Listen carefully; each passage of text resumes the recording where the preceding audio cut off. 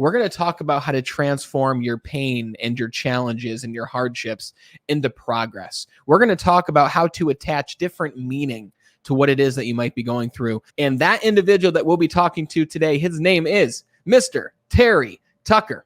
And for those who don't know Terry Tucker has been an NCAA Division college basketball player, a Citadel cadet, a marketing executive, a hospital administrator, an undercover narcotics investigator, a SWAT team hostage negotiator, a high school basketball coach, a business owner, a motivational speaker, and most recently, a cancer warrior.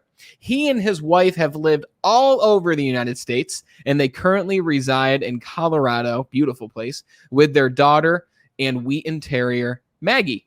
In 2019, Terry started the website Motivational Check to help others find and lead their uncommon and extraordinary lives. And he is the author of Sustainable Excellence, the 10 Principles to Leading Your Uncommon and Extraordinary Life. Terry, I'm really looking forward to this. Thanks so much for being on the show. Well, thanks for having me, Brandon. I'm excited about being here with you today, too.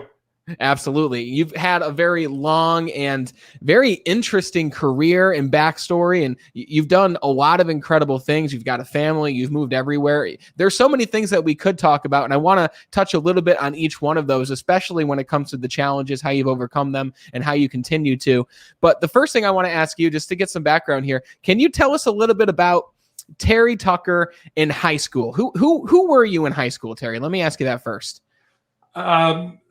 So you can't tell this by looking at me, but I'm 6'8" tall, and I was 6'8" tall when I was in high school. I was actually 6'5" when I was 13 years old. Had these great big ears and these big feet, and I hadn't grown into my body yet. But I am the oldest of three boys. I have a brother who's 6'7", who was a pitcher at the University of Notre Dame, and then I have another brother who's 6'6", who was actually drafted by the Cleveland Cavaliers in the National Basketball Association. And then my dad was 6'5", but we were all ruled by my 5'8" mother, who, whatever she said, that's the way it went. Didn't matter how big, strong, or tough we were. Whatever mom said, that's the way it went.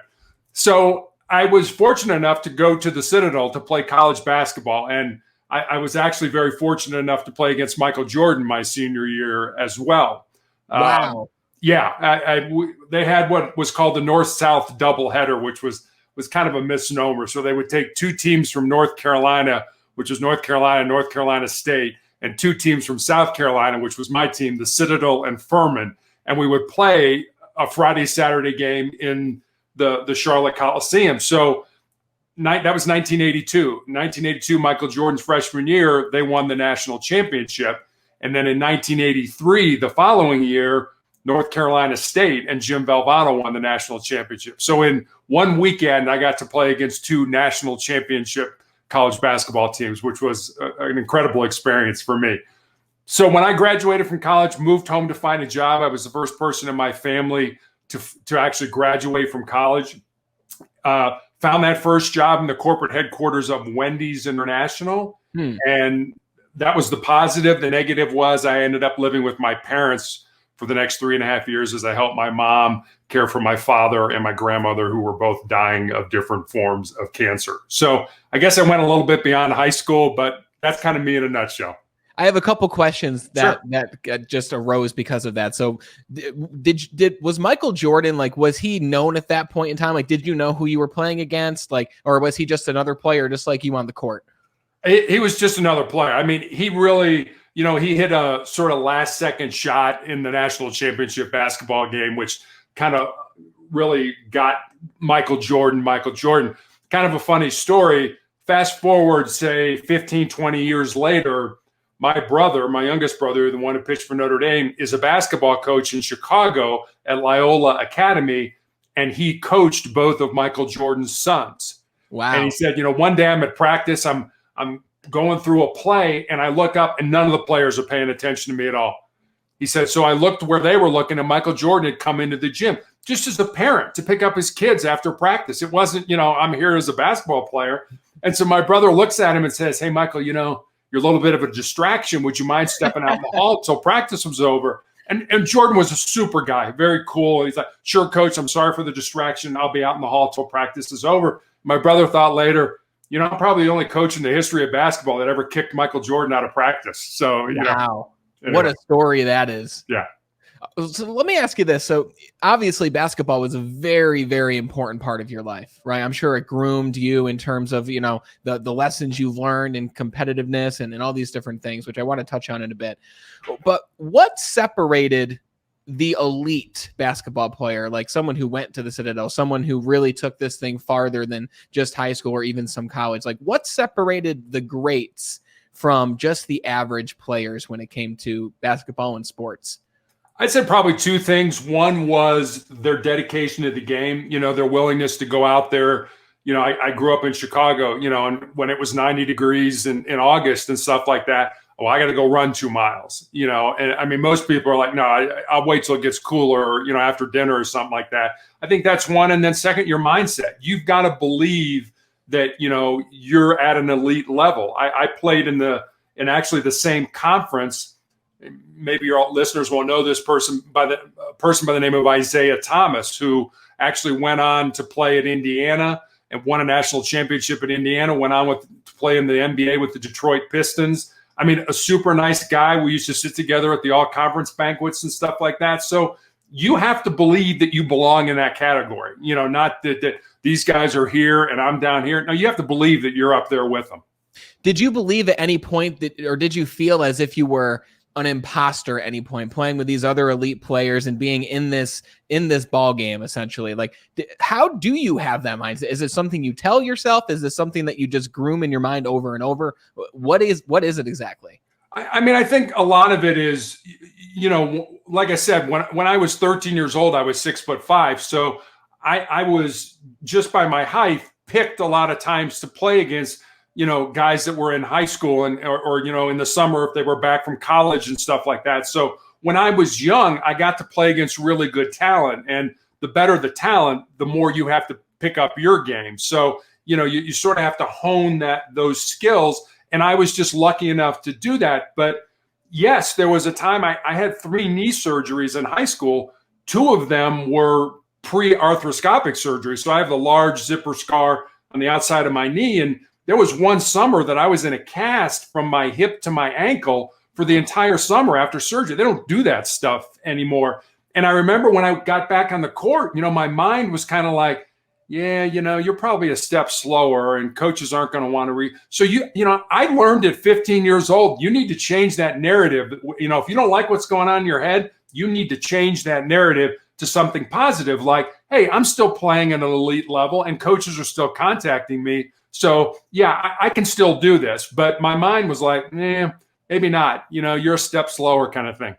Yeah, and it sounds like from a very young age, you developed the skill and really trained the muscle of, you talk about it, controlling your mind in a sense. And if you're noticing and being conscious of thoughts that aren't serving you, you're consciously shifting those thoughts into ones that do serve you. So it sounds like even from a young age, you were practicing these principles.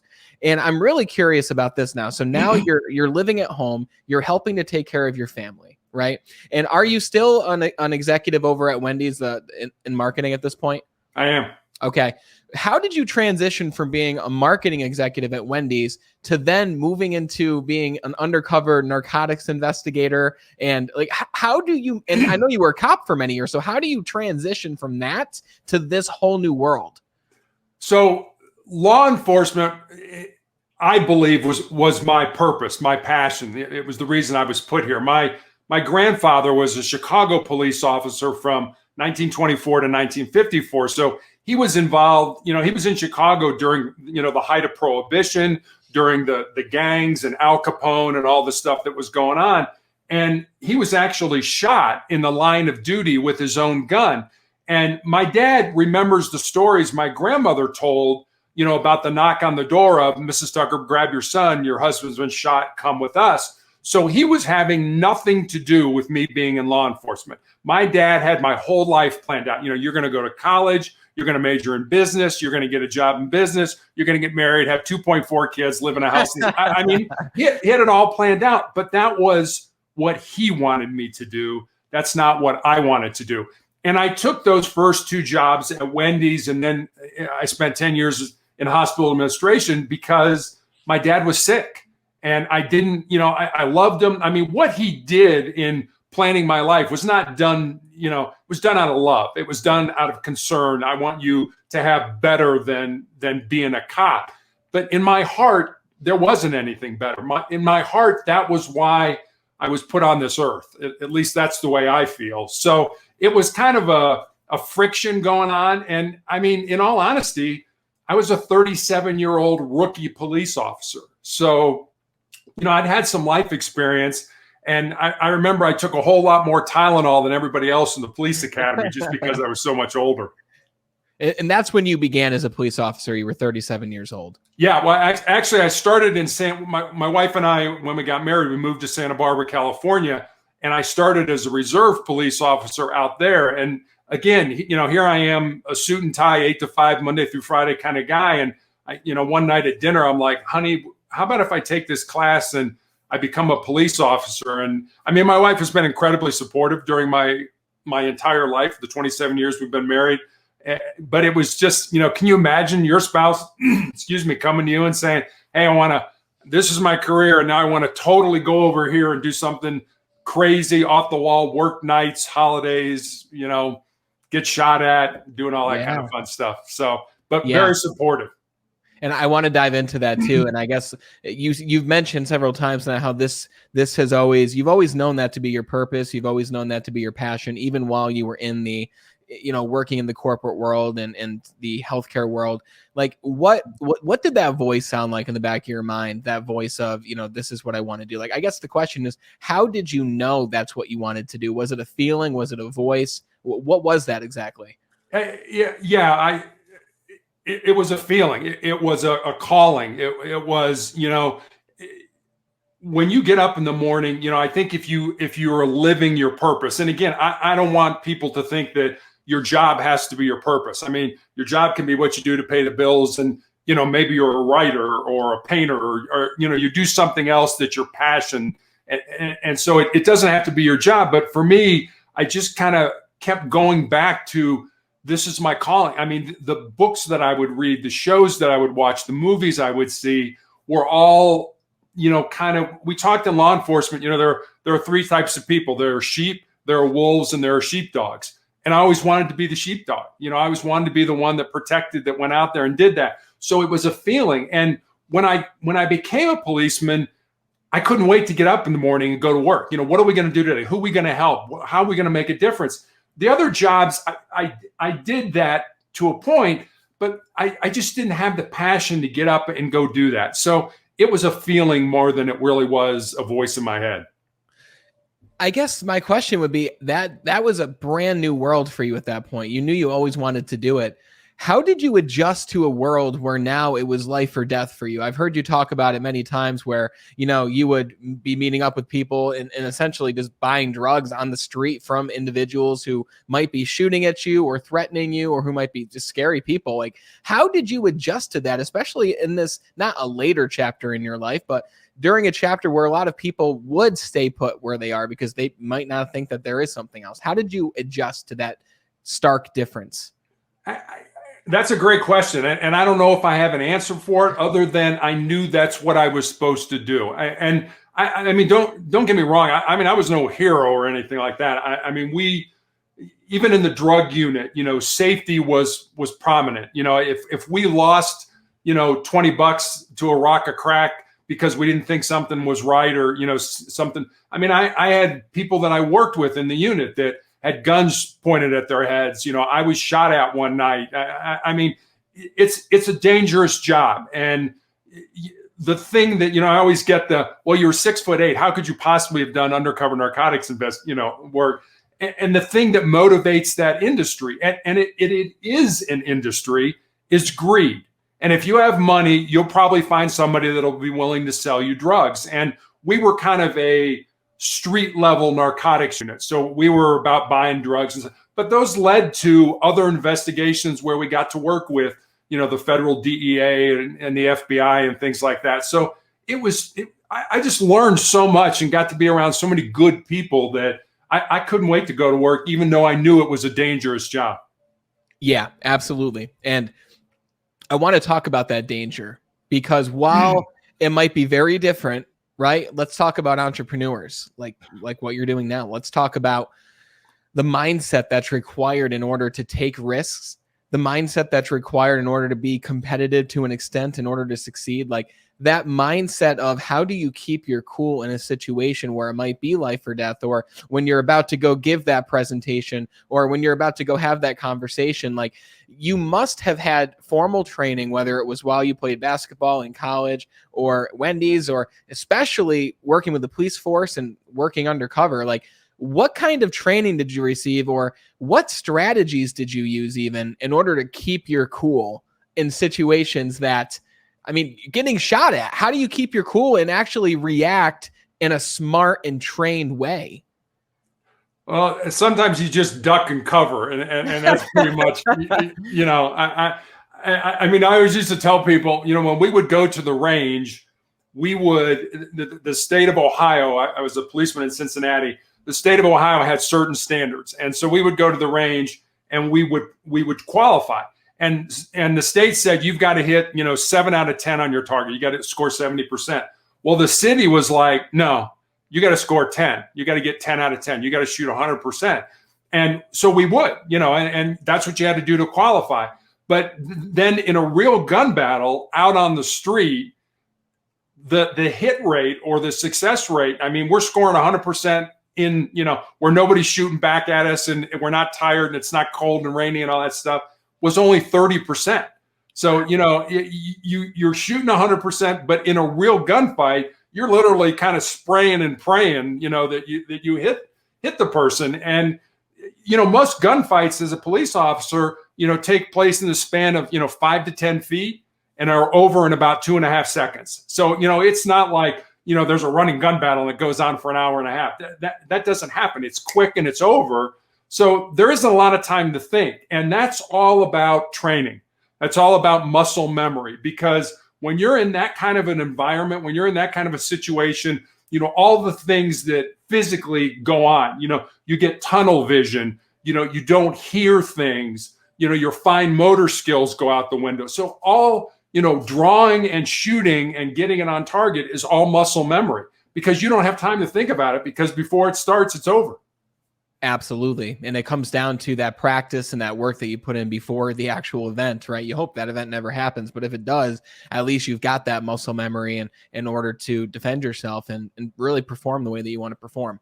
Exactly. I mean, in Cincinnati, it was great. I mean, the range was, we had our own range and it was open and you could come out anytime you wanted to train, as long as they weren't, you know, involved in training. They gave you the ammo for it. I mean, so there was no excuse not to go out and perfect that skill. I mean, and I used to tell kids in the academy that, you know, they're going to spend 6 months teaching you all these tools on your belt. But the two most important tools you bring to this job are your mouth and your brain, because there are people that can turn yes people into no people based on what they say, and no people into yes people based on what they say and how they say it. And obviously communication has been a key part in what you do with negotiating people from a hostage situation, or they're about to kill themselves. And you get a lot of those people to not do it just based on words and based on listening. Let me ask, let's go there. I didn't plan to, but in a situation where you've got somebody who's got a gun to their head, right? And you have to talk them metaphorically off the ledge here.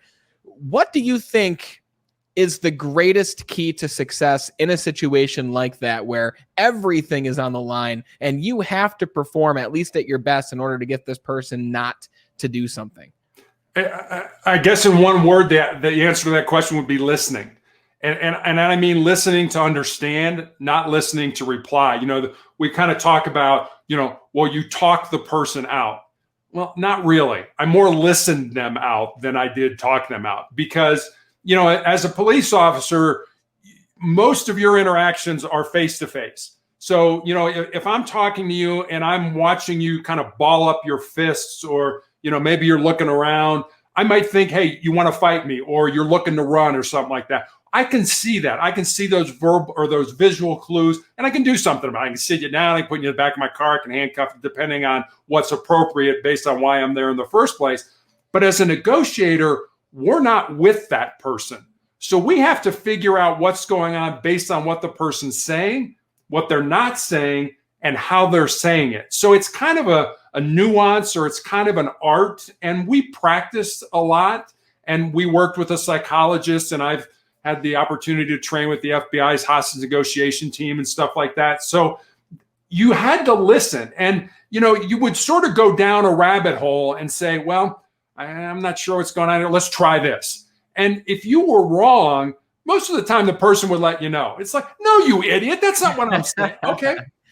And literally they'd yell at you and stuff like that. So you're like, okay, I got to back up, and now I've got to go down another rabbit hole, because another word that's very important in that job is trust. They have to trust you. And we never lied to anybody in crisis negotiation or hostage negotiation. I mean, there were times people were like, well, I'll come out, but I don't want to go to jail.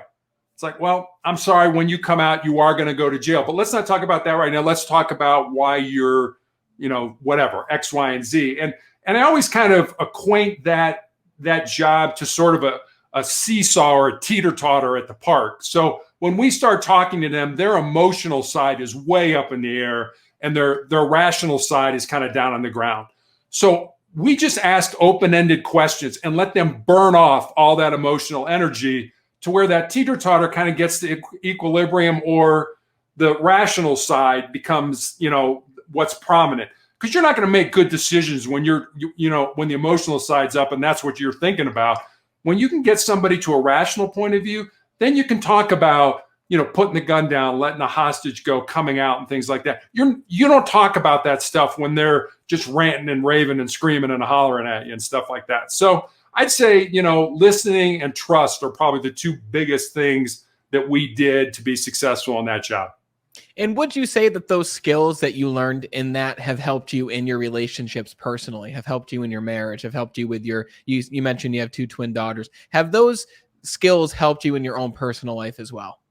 Oh, absolutely. I mean, I think a lot of things you learn as a police officer, if you're smart, you can take and transition to, relationships with your friends, with your family, with your spouse, with your kids, and stuff like that. And I mean, you sort of realize that, as a quote unquote sheepdog, you want to protect everybody, but you also realize that that's just not realistic. If it were me, I'd take my daughter and bubble wrap her and, put her down in the basement. And, it's like nothing bad's ever going to happen to you. But sometimes bad things, you learn things from bad things. And that's what you want you want to learn something from whatever happens to you in life. And if you don't take something away from it, then it was kind of a wasted experience.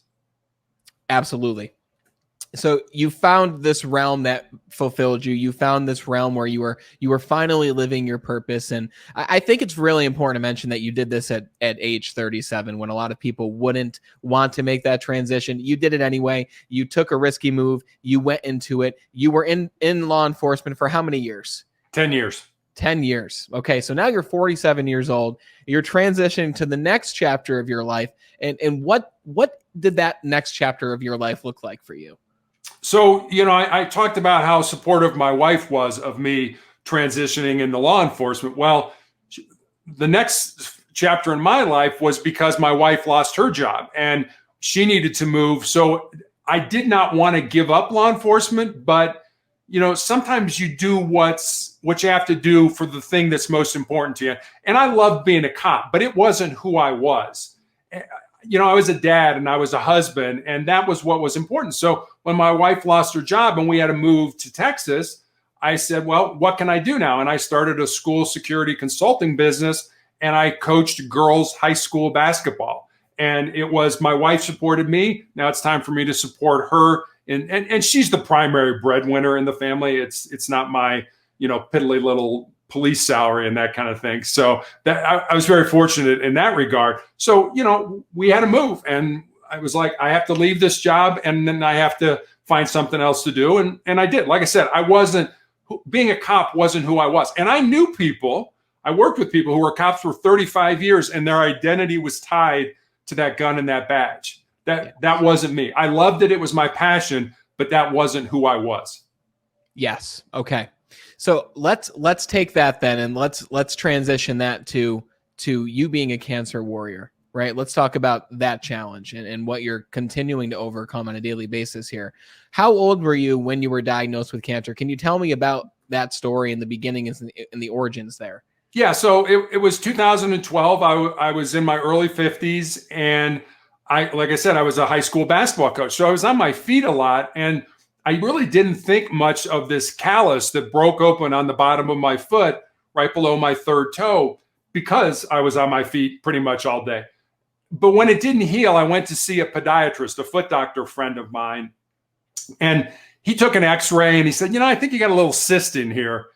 I think I can cut it out. And he did. And he cut it out and he showed it to me. And it was just a little gelatin sac with some white fat in it. No dark spots, no blood, nothing that would give you any concern at all. And he even said, I've seen thousands of these, but I'll send it off to pathology. So 2 weeks later, he calls me.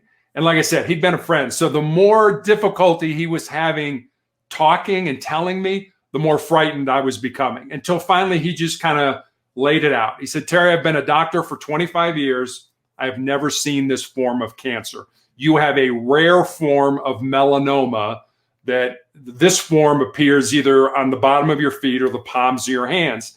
He's like, I think you should go to MD Anderson Cancer Hospital in Houston and be treated for this. So I did. That was 2012. I had a surgery to remove the bottom of my foot and all the lymph nodes in my groin. And when I healed, I was put on a weekly injection of a drug called interferon. And for me, interferon was just a horrible, nasty, debilitating drug. And every week I would take an injection. And for 2 or 3 days after the injection, I would have flu-like symptoms. And I took those injections for almost 5 years. So imagine having the flu every week for 5 years. And that was not a cure. That was just, we're going to give you this in the hope, as my doctor used to say, kick the can down the road. And so that was just hopefully we can keep it at bay and hold it off till there's more treatments. Well, eventually the drug became so toxic to my body that I ended up in the intensive care unit with a fever of 108 degrees, which normally isn't compatible with being alive. So when that was 2017, 2018, I had my left foot amputated because of the cancer. It had come back. 2019, 2 more surgeries on my shin because it had come back. And then 2020, I had an undiagnosed tumor in my ankle grow large enough that it broke my shin bone. And so further testing found that my entire lower leg was full of cancer and I had tumors in my lungs. So April 2020, right in the middle of this wonderful global pandemic, I had my left leg amputated above the knee. And I mean, my wife and I married for 27 years, and literally it was, I have to drop you off at the hospital so that you can have your leg cut off and I can't be with you. I remember saying, what should I do? I'm like, just go out in the parking lot and pray. That's really, at this point in time, all you can do. I had a super doctor. He's like, you should be in the hospital for a week. I'm going to keep you in for 48 hours. He said, so tell your therapist they need to teach you everything you need to know about living with only one leg now in 48 hours. It drove them crazy, but it was a lot of fun, kind of working with them and stuff like that. So that's kind of my cancer journey. I have to say your attitude is incredibly contagious. Like, you are just a positive, optimistic individual. You have high levels of energy. I'm sure a lot of that translates into your whole journey here, and the success, quote unquote success, that you've had through this journey as you continue to uplift other people while you're still going through this. You're making a choice every single day to come on these podcasts when you could be spending the time with your family so you can reach more people. Like, it's absolutely incredible. And I have a lot of questions that I want to ask you right now. The first question I want to ask you is, you're first told by this doctor that you have this rare form of melanoma. What are the thoughts in that moment that are going through your mind? What feelings were in your body? What was happening to Terry Tucker in that moment? It's funny. I still remember where I was. In addition to being a high school basketball coach, I had this school security consulting business, and I was literally walking out of a FedEx store in Texas. I remember the humidity and everything, having just sent a final report to one of the schools I was working with, and I saw, my podiatrist, my friend's, number pop up, and I thought, oh, great. So I waited till I got in the car and turned on the air conditioning and stuff like that. And then we had that whole conversation. I was in shock. I'm like, no, I've done everything right in my life. I've eaten well. I had a physical every year. I did what my doctor told me to do in terms of, testing. I've never abused drugs or alcohol. I did everything right. And yet I have this rare form of cancer. Are you kidding me? And so, I think you go through the gambit of, you're mad, you're depressed, you're upset. And then finally it was like, okay, you know what? These are the cards that I've been dealt. I have to play these cards now. And my wife and I made a conscious decision early on. Our daughter was in high school when I was diagnosed. We would never lie to her. Yes. I mean, we would tell her, obviously, age appropriate based on what was going on. And I also made a conscious decision that I was not going to take this out on other people. It wasn't anybody's fault that this happened.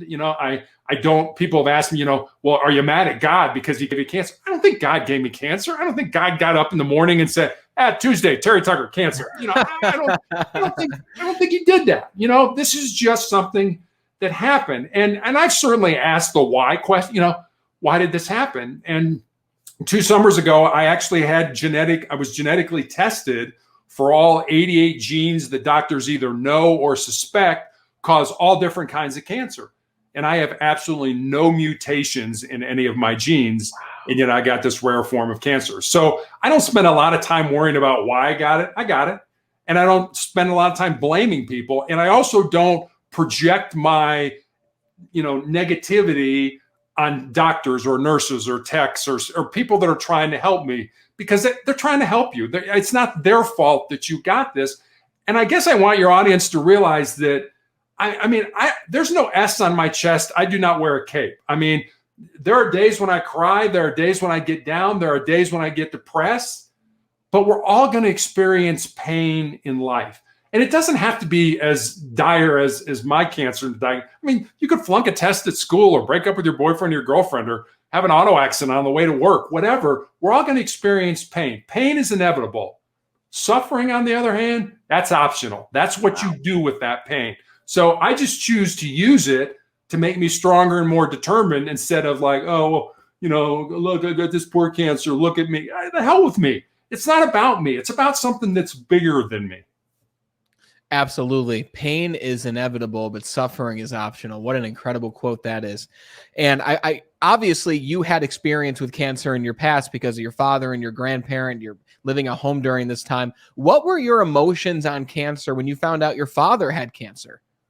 Oh, I was devastated. I mean, but my dad came from a generation where men didn't go to the doctor. I never remember my father ever going to that, even when he had the flu or cold or anything. It was all dealt with at home, and he was very sick. I mean, when he was diagnosed, he was in stage 4 breast cancer, and they pretty much were like, "Yeah, we don't know what to do." I mean, a male breast cancer patient at that time was kind of like, well, maybe it's hormonal like it is with women, and they removed his testicles. And I mean, they were literally throwing stuff against the wall to see what would stick. And the thing I remembered most about that, and I think one of the reasons why I do these podcasts is that my dad was basically diagnosed and told to go home and die. And he lived for 3.5 years because he had a purpose. Wow. Because he went to work up to 2 weeks before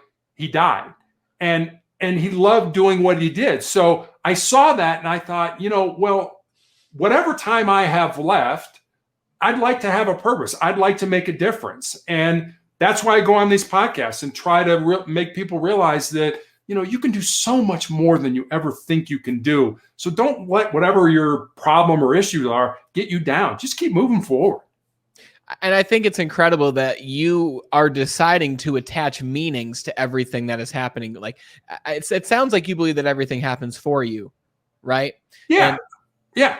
Go ahead. Take something, especially with young people. I always tell young people, if there's a passion in your heart, something that you want to do that's pulling at you, tugging at you, you talked about, you're hearing that voice in your head and stuff like that, and it scares you, go ahead and do it. Because at the end of your life, the things you're going to regret are not going to be the things you did. They're going to be the things that you didn't do. And by that time, it's going to be too late to go back and do them. So whatever that that thing is that's driving you, realize what it is and go for it, even if it scares you, because the only way we're going to grow, the only way we're going to get outside our comfort zones is to do things that scare us, to do things that are uncomfortable. That's the only way you grow in life. When you're comfortable, you're not growing. Absolutely. Absolutely. And I want to talk with you about the 4 F's. I've heard you mention the 4 F's in the past. I think they're incredibly powerful. You've recently added one to it. It was 3 before. Can you tell us about the 4 F's and what they mean to you in your life? So it's actually the 3 F's and the 4 truths. So okay. So the 3 F's for me have always been faith, family, and friends. And, even I remember when my dad was sick and my youngest brother was in high school and he had a high school basketball game. And I was working at Wendy's, and I told my dad, I said, I'm not going to the game tonight. I'm going to go work out. I haven't worked out in a few days. I need to go work out. My dad looked at me like, no, you're not. I'm like, I'm an adult. I'm living it. I've got my own job. I'm like, what, Dad? No, your brother's got a game tonight. You're going to the game. You're going to support your brother. And that's the way our family was. We supported each other, and he was right. And so faith, family, and friends are very important to me. But the 4 truths are kind of things that I've developed really over the last 9 years. And I'll give them to you. And I have them on a Post-it note sitting here on my desk, and I see them multiple times every day. And they kind of get reinforced in that way. So the first one is you need to control your mind, or your mind will control you. And we sort of talked about that earlier. The second one is you need to embrace the pain and the suffering that we all experience in life and use that to make you a stronger and more determined individual. And the third one, and you alluded to this a minute ago about, I've just kind of recently added this one, and it's sort of an end game, looking at the end of your life. What you leave behind is what you weave in the hearts of other people. And then the fourth one is, as long as you don't quit, you can never be defeated. And I recently had a nurse come to me. I'm on this clinical trial drug, and it's a sort of 3-week cycle. I'm on it for a week. I get 2 weeks off, and then I'm on it for another. And it just beats the heck out of me. I mean, by Friday, you can pretty much roll me up in the carpet and throw me out with the trash. And she said to me, Terry, this thing's beating you, to a pulp. Nobody would think anything less of you if you quit, if you got off this. And I looked at her and I tried to explain the 4 truths, and I could tell it didn't resonate with her. So I just told her, I said, look, my doctor may take me off this drug, or I may die on this drug, but I will never quit this drug, because that's just not how I'm wired. And I use these 4 truths to make decisions on, what podcasts to go on, what projects to be involved in, what I'm going to do with my health and healthcare and stuff like that. So those and the 3 F's are kind of how the things that I use to make decisions in my life. It sounds like those are your values in which you use, like you just said, to make decisions. And I like how you said you have them on a Post-it note so that you see them every single day, because I'm a firm believer that what you say to yourself, what you see, what you read consistently gets imprinted onto your brain, and you think about those things every single day. It's kind of how a liar, when they take a lie detector test, if they told themselves to lie so many times, they start to believe it. We could do the same thing with positive affirmations and our values, like you're mentioning. Absolutely. Now, and if you look at people, look at the 5 people that they hang around with the most. And if you don't know anything about the person, if you look at those 5 people, you can tell a lot about who that person is. Yes, absolutely. Now, I have to just say, if I had met you somewhere, Terry, and we're having a conversation like this, I would never guess that these are the things that you're battling through every single day as the warrior that you are. And I guess we talked about using and controlling our mind. It's a lot easier said than done, right? I believe that our mind is a tool. I believe that our body is a tool. I don't believe that we are either our body or our mind. And I guess the question for you is, how can we sharpen this tool that is our mind so that we can control it better, so that we can attach different meanings and take different actions? What would you recommend to somebody who might be going through something similar to help them to control their thoughts and their mind? Well, I guess I look at it this way. And I'm not really that smart, but your mind can only hold one thought at a time. Why would you make that thought a negative thought? Why would you, sit there and say, yeah, you're a step slower, or what, nobody's going to recruit. Why would you even listen to that? Flip that narrative. And that takes a conscious understanding that that's what your mind's doing to you. our minds are hardwired to avoid pain and discomfort and to seek pleasure. So anytime you step outside the status quo, this is the way things are great, don't mess with it. I mean, it would be like if you got up this morning, Brendan, and said, I'm going to go skydiving. Your mind would immediately start kicking in. No, wait a minute, Brent. The parachute may not open, or the plane might crash, now that's your mind saying, no, this is about self-preservation. You don't want to do that. Stay here, stay calm, stay relaxed, stay in the status quo. You never grow in the status quo. You've got to get outside. You've got to scare yourself. You've got to move forward, even when you're afraid. Because if you do that, you gain confidence. And when you gain confidence, you think you can handle the next thing and the next thing and the next thing. It's a self-fulfilling prophecy. If you step back and listen to your mind and say, everything's negative, woe is me, everything's terrible, everything will be terrible. But if you say, hey, everything's great, I'm going to win today. And today may only mean I'm going to win this hour, but I'm going to win it.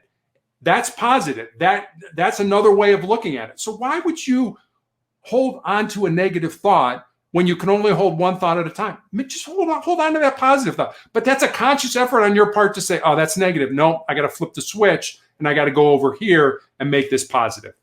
Flip the switch. I absolutely love that. How long has it been now since you were first diagnosed with cancer? It's been over 9 years. 9 years.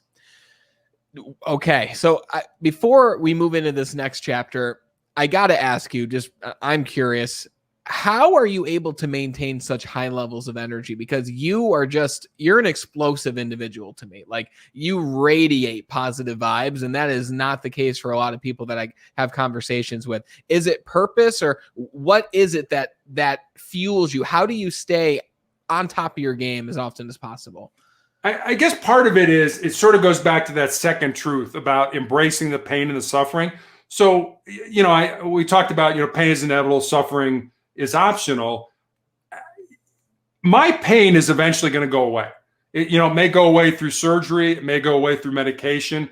In all honesty, it may go away because I die. But if I quit, if I give up, if I give in to this disease, I'm always going to have pain. That pain is always going to follow me.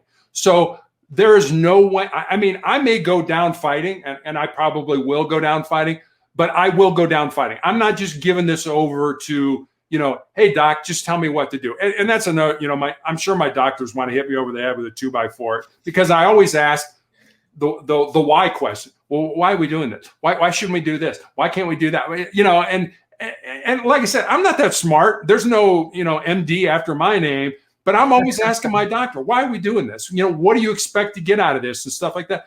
So I think part of it is taking an active role in your life. You have to be part of your life, not just turning it over to somebody else and let them, well, you're going to do that. It's kind of like if I would have let my dad run my life. If I would have let my dad live my life, I would be, in some job that didn't give me pleasure, that didn't give me passion. And, maybe I wouldn't be happy at home and all that kind of stuff. But no, I lived my life. I got involved. Like I said, I want to go down fighting on my terms. So figure that out, figure what your terms are, and then go ahead and live your life on your terms. Absolutely. Absolutely. Before we talk about your book, because I want to talk about it, this most recent chapter of your life has been as an author, as a motivational speaker. This is a brand new ball game for you. Somebody who played basketball and moved into law enforcement, worked in the corporate world, and then coached basketball. Like, motivational speaking, like being an author, writing a book, you've done so many different things. How has this transition into this brand new space and industry? What does that look like for you? When did you make that transition, and what's it look like for you? So I wrote the book. So I had my leg amputated in April of 2020, and I started chemotherapy for the tumors in my lungs in June of 2020. And during that 3-month period where I should have been healing, I wrote this book. And I always say that I wrote it, but I honestly think it was inspired by something bigger than me. I mean, I believe it was inspired by God. There's sort of that old joke that says, when we talk to God, it's called prayer. When God talks to us, it's called schizophrenia. So I don't want anybody out there, saying God told you to write. God didn't tell me to write it, but I had enough people around me saying, hey, why don't you write a book? Hey, why don't you write a book? So, I mean, I'm at least smart enough to realize that when several things are kind of coming at you from different directions, that maybe you ought to pay attention to that. Maybe that's God's way of talking to you, so to speak. So the book itself was really born out of two conversations I had. One was with a former player of mine who had moved to Colorado, and my wife and I had dinner with her and her boyfriend one night. And I remember saying to her, I'm excited that you're living close to me and I can kind of watch you find and live your purpose. And she got real quiet for a while. And then she looked at me and she's like, well, Coach, what do you think my purpose is? I said, I have no idea what your purpose is, but that's what your life should be about. Your life should be about finding that purpose. And once you find it, live it. So that was one conversation. And then the second conversation was with a young man who connected with me on LinkedIn and wanted to know what I thought were the most important things that he should learn to not only be successful in business or in his job, but in life. And I didn't want to give him the, get up early, work hard, help others. Not that those aren't important. They are incredibly important, but they've kind of been done. I kind of wanted to do something different for him. And so I spent some time thinking about it. I wanted to give him something that sort of resonated in his soul, so to speak. And so I eventually developed these 10 principles, these 10 ideas, and I sent them to him. And then I sort of stepped back and I was like, well, I've got a life story that fits under this principle, or I know somebody whose life emulates that principle. So maybe I should put that, down. And that's literally what I did. So during that 3-month period, I would sit at the computer and basically build stories underneath these principles. And that's how sustainable excellence came about. And I remember once the book was released, I was all about, I got to sell books. I got to sell books. I got to sell books. And I had an author in the UK, a business author who I'd connected with on LinkedIn. And he kind of pulled me aside, so to speak. And he said, Terry, no, you're missing the point. It's like, your job is not to sell books. Your job is to help people. If you help people, your books will sell themselves. And I was so glad he told me that, because I didn't write the book to make money or to get famous or even to, get speaking engagements or something like that.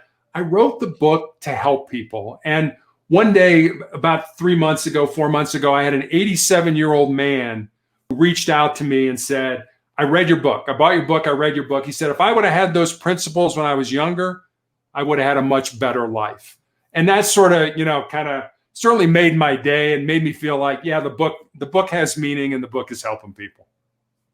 What a story. What a story. And let me tell you, I've written a book, and it is no easy process to write a book. It's so many different things you have to learn, the writing, what to write, how to structure it, how to get it published, and there's, it's easier nowadays, quote unquote, easier because of all the technology we have at our fingertips, but it's still a lot of learning. I remember my head hurt when I was trying to figure all these things out. What was one of the most difficult challenges in this new space that you now had to overcome? Like what was most challenging about writing this book for you? Probably which pen to use to sign the books. The publishing part was really, I knew nothing about publishing. I mean, writing a book is one thing, getting it published is another. And I was fortunate. I had met up with somebody here in Colorado who was a police officer in the command staff in Dayton, Ohio, and he had introduced me to an individual, and our backgrounds were so similar. He'd been in a drug task force. He was a police chief in Louisiana. And one day, one of his buddies said, hey, will you come out to California and put on a presentation for writers who want to understand police tactics so they can incorporate them in their books? And he's like, yeah, sure, no problem. Well, he goes out to California. He ends up meeting his wife, who is a best-selling fiction author. She's had like 34 best-selling fiction books, New York Times bestseller, and all this kind of stuff. They end up getting married. He gets out of law enforcement, and they start a small, not-for-profit Christian publishing company. And so I got introduced to him, and we talked for a while. And he's like, "Why don't you send me the manuscript?" And I did. And he's like, "We'd like to publish it." So we got together and sort of figured it out. And I was lucky that I had all these different editors, who would read the book and be like, you don't need this, take this out. And it's kind of like, I've never had a baby, but I'm sure you kind of feel, I'm sure for you, this is my baby. This is something I created, And I don't want people messing with it. But, I'm like, well, we're paying these people. That's their job. I mean, that would be like you showing up and saying, well, let me tell you how to handle this run, Terry, this domestic violence run. Well, you don't know. I mean, you could probably do a better job than I did, but you just had these experts, and I would take what they said and I'd be, no, I don't want to leave that. I want to leave that in. I don't want to take it out. And then I'd sleep on it, and I'd get up in the morning and I kind of look at it again. It's like, yeah, I think they're right. I think there was only one time where they said, either add this or take this out, where I said no. All the other times it was like, yeah, that makes sense. I'll take it out, or I'll add this, or I'll put more to it. So trust people that, when they do this for a living, don't think you know what you're doing. Absolutely. And the name of your book, what's the full name of your book? It's Sustainable Excellence, the 10 Principles to Leading Your Uncommon and Extraordinary Life. Amazing. Everybody who's listening, in the comments right now, and if you're watching on YouTube, it's in the description. Click the link. It'll bring you right to Amazon where you can grab this book. And one of the reasons I know that you're in this to help people and not make money is because your book is, I think it's $8 on Amazon. It's $8.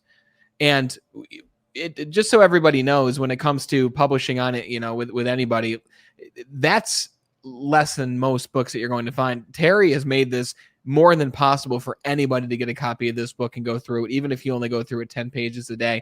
And if it's anything like what he's sharing here with the challenges he's overcome in his own story, and the grit and the mindset and the mind control and all these things, you're in for an excellent read. I can't wait to grab my copy. I'll have to talk to my publisher about that price. So I love that. I two more things I want to ask you. Sure. I was thinking about this as you were talking about this last chapter. If you hadn't been diagnosed with cancer, do you think that this is the route you would have gone, being a speaker, being an author? That's a great question. I don't know. Probably not. I liked coaching. It was a lot of fun. I kind of felt like I was making a difference in young people's lives. So I don't know. I mean, in a lot of ways, cancer has shaped me for the positive, for the good. And I think part of that is because that's what I wanted it to do. I had a choice whether I wanted it to go positive or negative. But I don't regret getting cancer. I mean, I'm not saying that if I had to do it over again, I'd pick it, but it's made me a better person. It's made me focus on what's really important in life, and, money, fame, riches, all that stuff. None of that stuff goes with you when you're done. Your prestige, your power, none of that goes with you. But the love you have in your heart, the way you treat other people, the way you take care of other people, that stuff, I think, goes with you. I think that's the only thing that can go with you when you move on to whatever's next. What you weave into the heart of others. It's so interesting, the routes that the universe or God or whatever, anyone listening believes, because I heard you tell a story on a previous podcast about someone you were trying to help them not end their life. And they attempted to end their life multiple times while you were having this conversation with them after they hung the phone up. And you said, in the gentleman who interviewed you said, it's like God had a plan for this person. His work wasn't done. And you, being a basketball coach, helping, young kids, find their purpose and really help them, has now led you to reaching people from all over the world. There's people who are going to listen to this episode who are from the eastern side of the world, the western side of the world. Our audience is very spread out. And it's just very interesting how just within the last 9 years, you went from that to now reaching all these people. And the thing about your book is it's going to live forever. And these interviews are going to live forever. You'll be reaching people until the end of time. It's just so interesting how the world works. It is. But I think, part of that is, and part of this clinical trial drug, when the nurse was like, yeah, you're getting beaten up on this, you should get off of it. The other thing that I talked to her about was, this is bigger than me. Yes, this may not save my life, but if the doctors can learn things from me that maybe 10 years from now, somebody can benefit from, who won't lose their life, who gets to stay with their family and stuff like that. That's reassuring to me. That means, your life had a purpose. And, and your purpose this was bigger than you. This wasn't, this is about Terry Tucker. The hell with Terry Tucker. This is about Terry Tucker being able to do something that impacts other people. and not just me. I mean, we kind of live in a culture where, what's in it for me seems to be the mantra. No, what can you do to help other people? That's so much more fulfilling for me. I think this is the first we're going to be seeing of you, Terry. I think that you're going to be, just projecting here, you're going to be a big name, not because you want to be a big name, but because your story is so powerful and you're putting in the massive action. I'm so excited to see where you go in the next 5-10 years, my friend. And I want to ask you, in the next 5-10 years, what is the change or the impact that you want to see on the world? I guess my philosophy or what I want to leave is, I mean, being a policeman today certainly not a desirable job on many accounts, and I've spoken on podcasts that one of the chapters I wrote in my book was about listening, and not listening to respond, but listening to understand.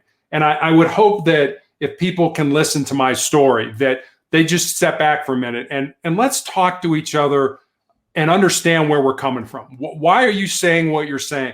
And let's talk about that instead of screaming at each other. Because when we're screaming at each other, I can't hear what you're saying. You can't hear what I'm saying. And we're not getting anywhere. So let's tone down the rhetoric a little bit and let's talk about what's important in life.